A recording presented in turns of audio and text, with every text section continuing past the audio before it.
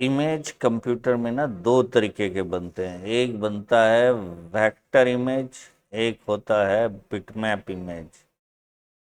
इसको वेक्टर और scalar image भी बोलते हैं। वेक्टर इमेज, ये स्केलर इमेज।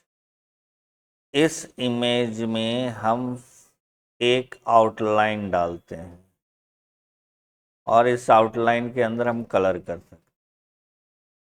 तो यहाँ दो कलर हुए, एक आउटलाइन का कलर, एक बाहर का कलर।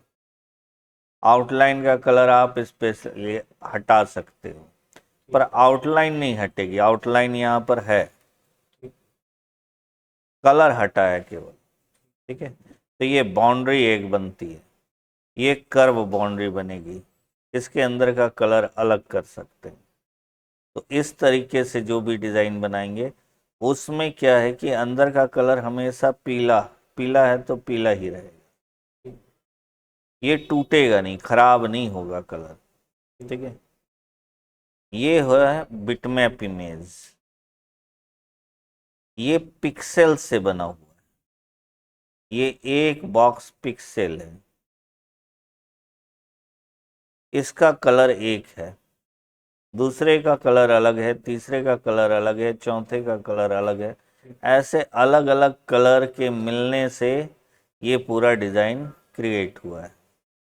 इसको बोलते हैं स्केलर कलर, स्केलर इमेज, या फिर इसको बोलेंगे बिटमैप।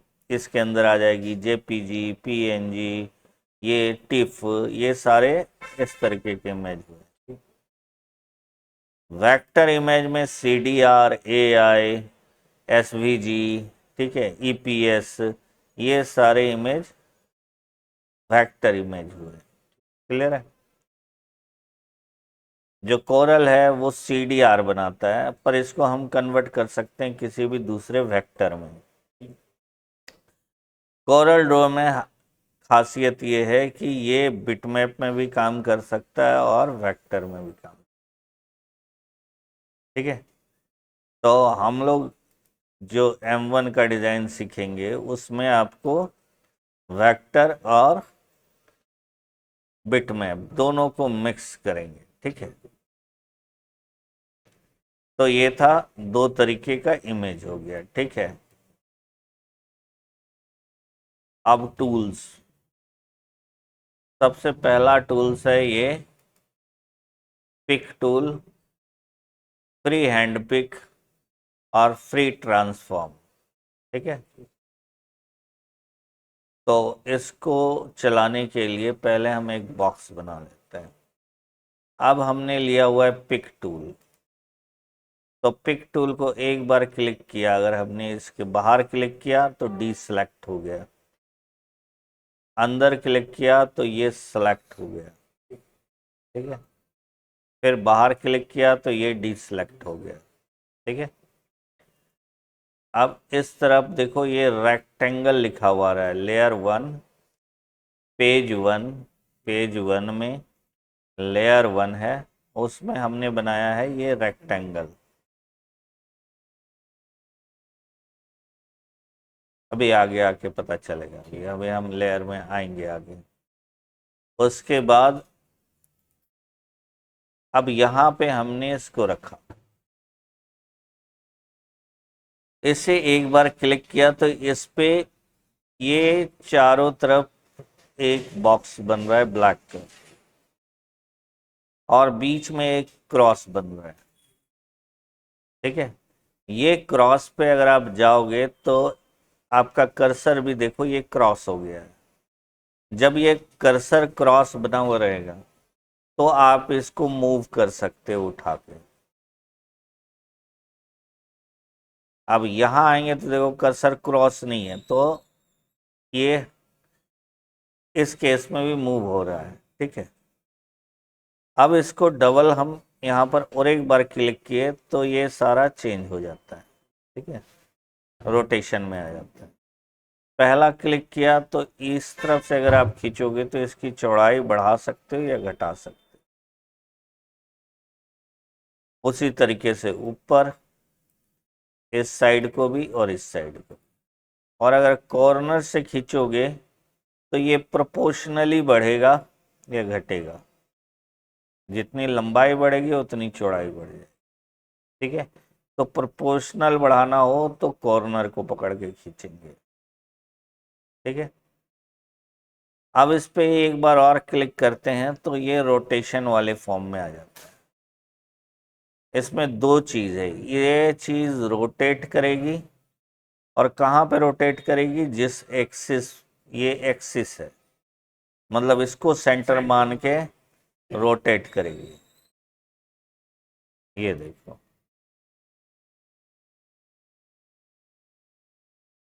और ये स्क्यू करेगी, स्क्यू ऐसे। ठीक है, ये इधर से भी कर सकती है, इधर से भी कर। तो इसी में दोनों चीज आ गया, रोटेशन और स्क्यू। अगर आप इसको यहां रख दोगे तो इसको सेंटर मान के ये रोटेट करने लगे। हाँ,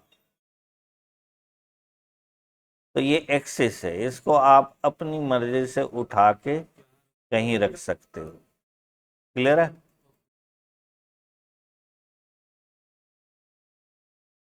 उसके बाद आता है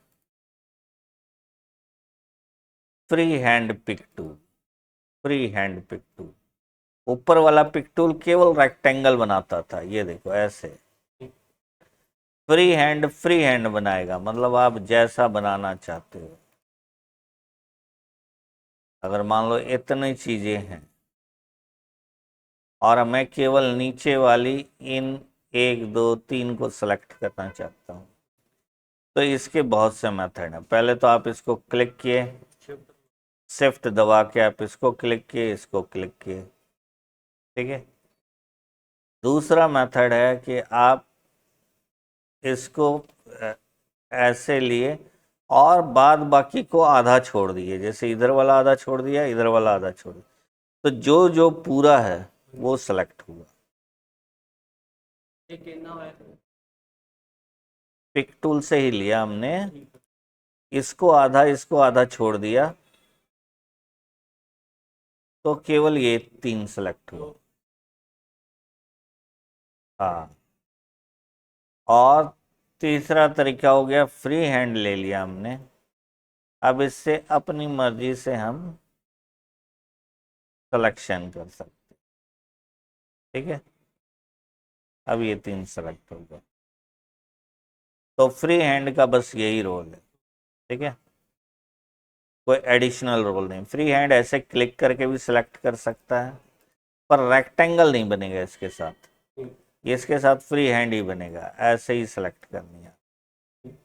ਸਰ ਇੱਕ ਜਿਵੇਂ ਹੁਣ ਆਪਾਂ ਪਿਕ ਟੂ ਸਿਲੈਕਸ਼ਨ ਨਾਲ ਸਾਰੇ ਸਿਲੈਕਟ ਕਰ ਲਏ, ਉਹਦੇ ਵਿੱਚ ਜਿਹੜੇ ਆਪਾਂ ਨੂੰ ਨਹੀਂ ਚਾਹੀਦੇ ਅਲਟ ਦਬਾ ਕੇ ਉਹਨੂੰ ਪਹੁੰਚ ਹਟਾ ਵੀ ਸਕਦੇ ਹੋ।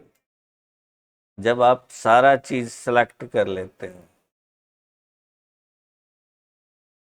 और ये नहीं चाहिए, ये नहीं चाहिए, तो आप शिफ्ट दबा के इसके ऊपर क्लिक करो, हट जाएगा। ठीक है, अल्ट दबा के नहीं होगा, अल्ट दबा के आपका एडोब फोटोशॉप में होगा। ठीक है, और एडिशनल अगर इसको सेलेक्ट करना है, ठीक है, तो फिर शिफ्ट दबा के आप सेलेक्ट कर सकते हो और शिफ्ट ही दबा के इसको हटा सकते हो। ठीक है, उसके बाद एक और चीज है कि आपने ऐसे है और आप चाहते हो ऊपर वाला 2 सेलेक्ट हो, तो अल्ट दबा के आप अगर इनका कोई पार्शियल चीज को भी सेलेक्ट करते हो, ठीक है, तो वो सेलेक्ट हो जाएगा। इस दोनों को सिलेक्ट करना होगा तो हमें पूरा लेना पड़ेगा ना ऐसे, लेकिन अगर आप अल्ट दबा के इसको लोगे थोड़ा सा भी, तो ये सिलेक्ट हो जाएगा। क्लियर है? उसके बाद आता है free transform. Free transform control में नहीं होता है हमारे, इसको आप जैसे मर्जी बड़ा छोटा कर सकते। ठीक है। तो इसका बहुत ज़्यादा ज़रूरत नहीं होता, क्योंकि हम तो जो भी डिज़ाइन बनाएंगे वो कंट्रोल में बनाएंगे, मतलब उसमें हमारा कंट्रोल होना चाहिए। ठीक है। ये फ्री ट्रांसफॉर्म टूल हो गया। ठीक है। जनरली हम लोग पिक टूल पे रहेंगे। अब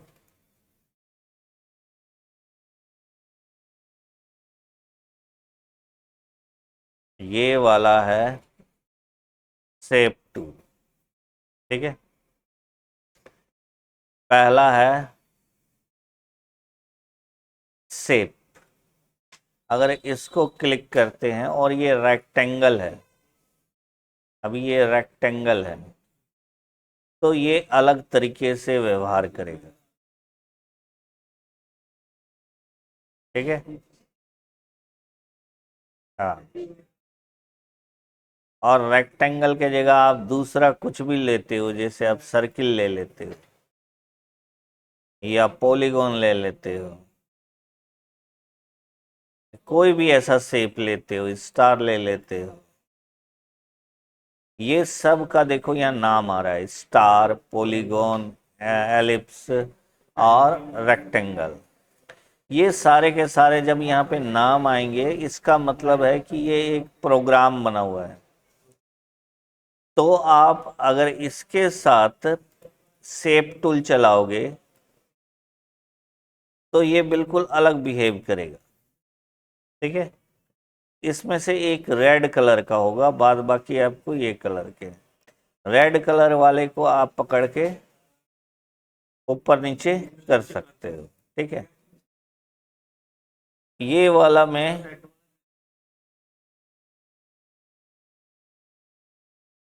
ठीक है, अब ये सर्किल है, सर्किल में एक ही पॉइंट है। अगर इसे पकड़ के आप करोगे तो वो ये इस तरीके से बिहेव करेगा, मतलब पाई बन जाएगा। ठीक है। इसको अगर आप करोगे तो ये स्टार भी बन सकता है और आप इसको घुमा भी सकते हो ऐसे। ठीक है।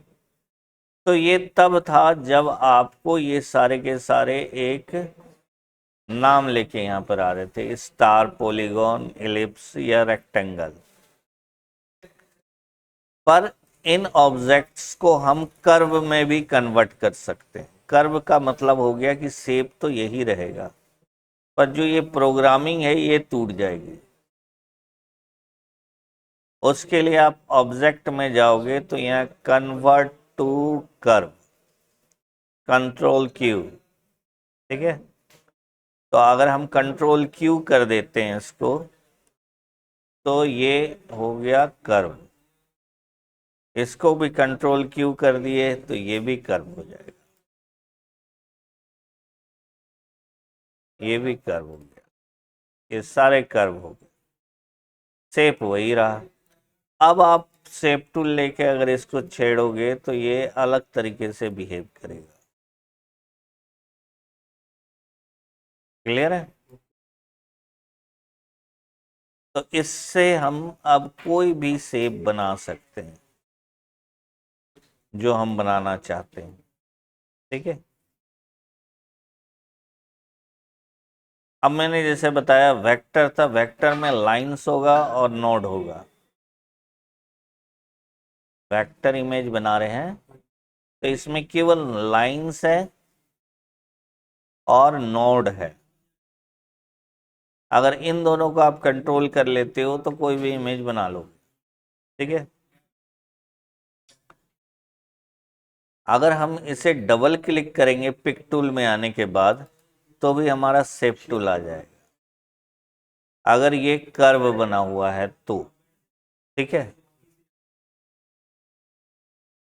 अब अगर इस पे हम किसी नोड को सेलेक्ट किए तो ये सारे ऑप्शंस खुल जाते हैं। इसको बोलते हैं प्रॉपर्टी बार। अब इस नोड को मैंने सेलेक्ट किया, यहां पर एक प्लस का साइन आ रहा है पहले, अगर इसे मैं क्लिक कर दूंगा तो एक नोड बन जाएगा। ये तो ऑलरेडी नोड है, तो नोड, हाँ, नोड एक और बन जाएगा। ये, हाँ, ये नोड एग्जैक्टली इन दोनों के सेंटर पे बन गया।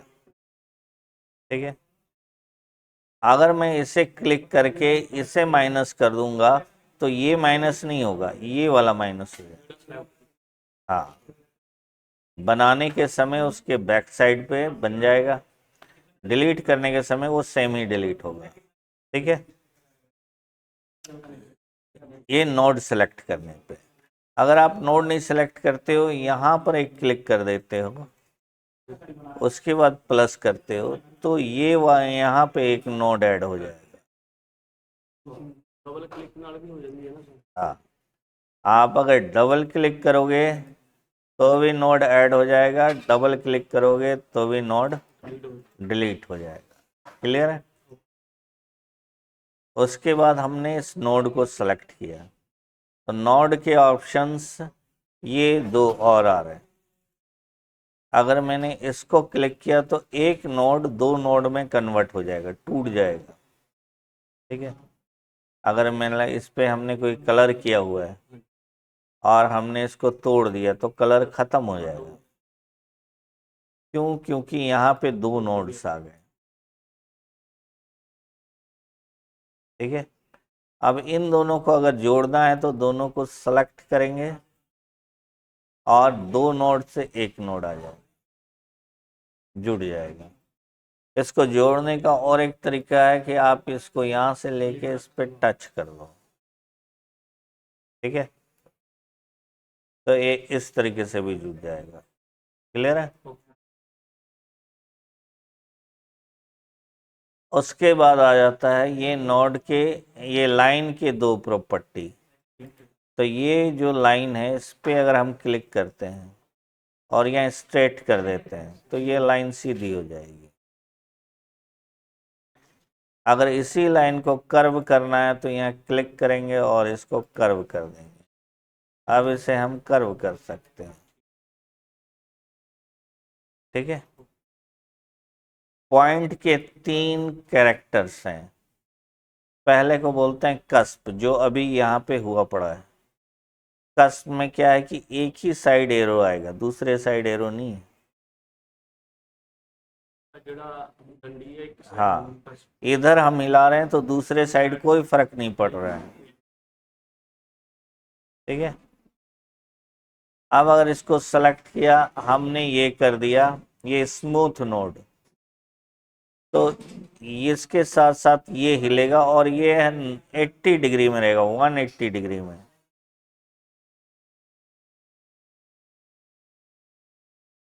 ठीक है। ये नहीं है 180 डिग्री में रहेगा, ये 180 डिग्री में रहेगा, ये स्मूथ कर्व रहेगा। यानी हम इस तरफ, ये आ गया। ठीक है। अब आप इसको अगर हिलाओगे तो उस साइड भी हिल रहा है, लेकिन इसको बड़ा और छोटा कर रहे हो तो उधर नहीं कोई असर हो रहा है। ठीक है। बड़ा छोटा कर सकते हैं।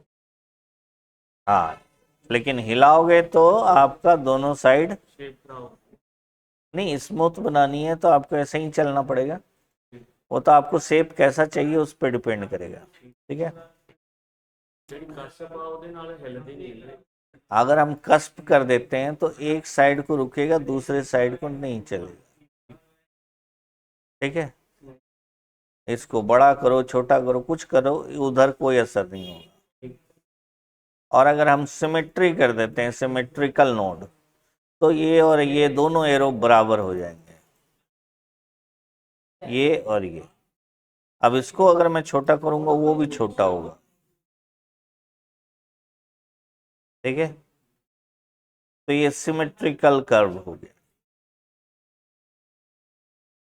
तो तीन तरीके से नोड बिहेव कर रहा है।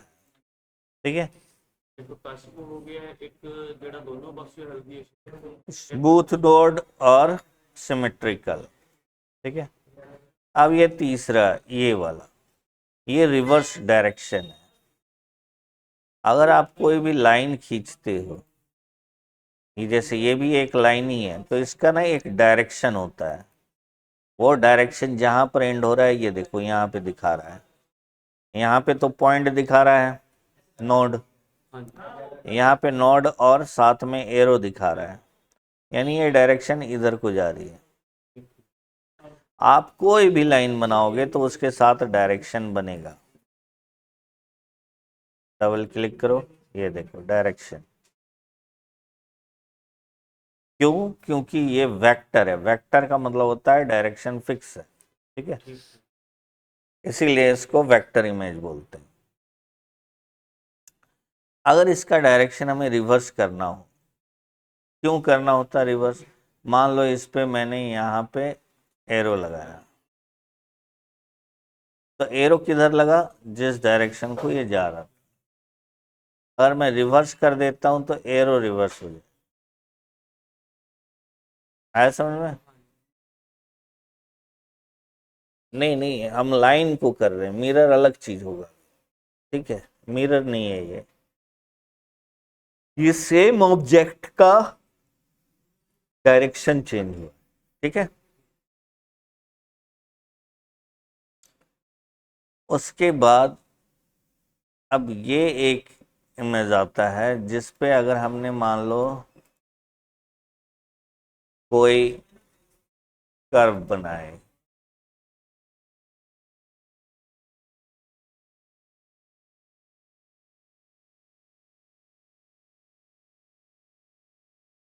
की डायरेक्शन इधर, इसकी डायरेक्शन इधर, अगर हम इसे केवल क्लिक कर दें क्लोज कर्व, तो इन दोनों को ये क्लोज कर देगा, है, जोड़ देगा, इन दोनों को जोड़ दिया, ठीक है। ब्रेक कर दिया तो जो जुटा हुआ लाइन है वो नहीं कुछ होगा, लेकिन ये इसको तोड़ दिया, ठीक है। अगर इन दोनों को सेलेक्ट कर देते हैं तो ये एक ऑप्शन खुल जाता है, ये है एक्सटेंड कर्व टू क्लोज, दोनों को आपस में एक्सटेंड करके जोड़ लेगा, ठीक है।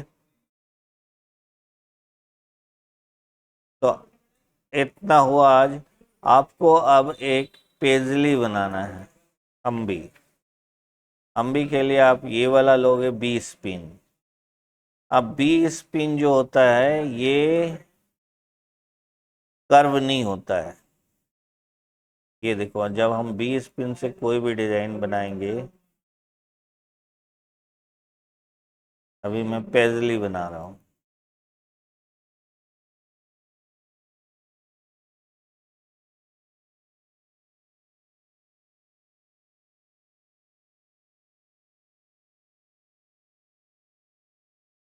तो यहाँ लिखा हुआ आ गया बी स्पिन कर्व।